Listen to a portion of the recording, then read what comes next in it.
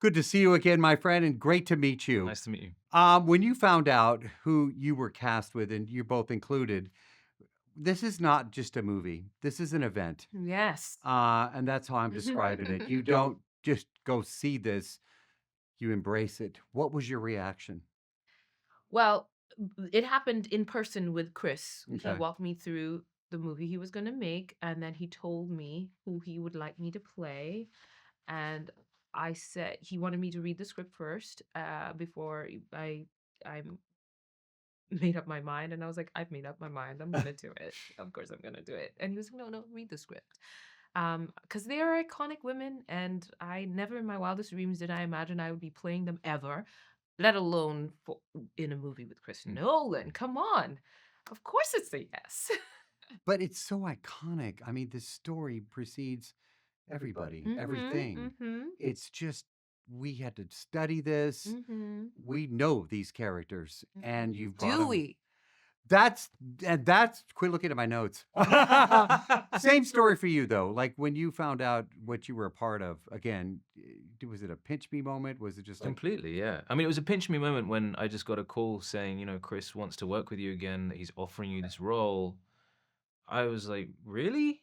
He's just offering it to me because I'd auditioned for Tenet. Like this was and then to find out what it was we were doing was just a whole other layer of expectation and I mean expectation in a positive way that I was thrilled to go on this journey. all right, now it's time for that question. What do you know more about this story, your character that you didn't before that fascinated you?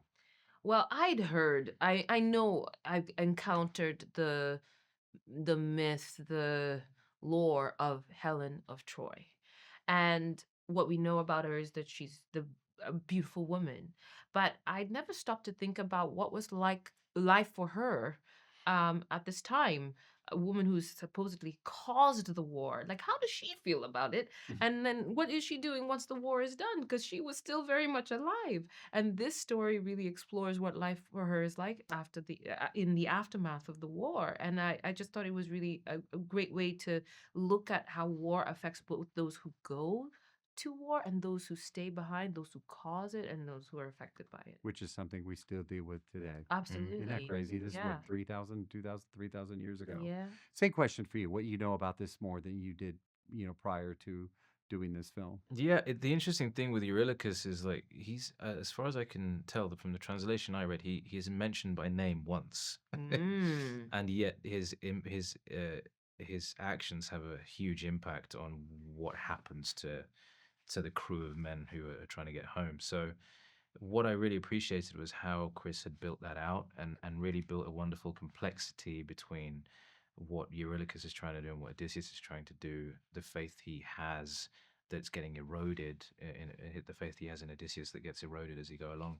So having all that to play with was just really wonderful, and it was a sense of the duality of being at war and yet, not still adhering to Zeus's law. Yeah. There's a duality of a sort of dissonance to that I found really interesting. Mm. Costumes. You're the only one that I'm asking this question to Oh. because no, you are. Because there's these epic movies. Like my favorite is King of Kings, which I don't even know if you've seen it. Jeffrey Hunter back in the day, big orchestra. It's one of my favorites.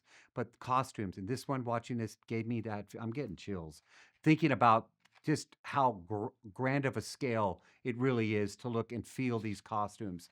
What was that like for you?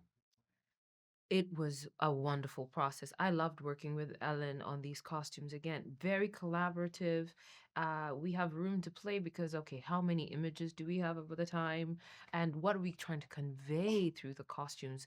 With me, I got to wear quite royal garb as both Helen and Clytemnestra, and it was just a wonderful process to build it together and make it fit just right and tell the story help in telling that the story of what's happening with them in a very short amount of time.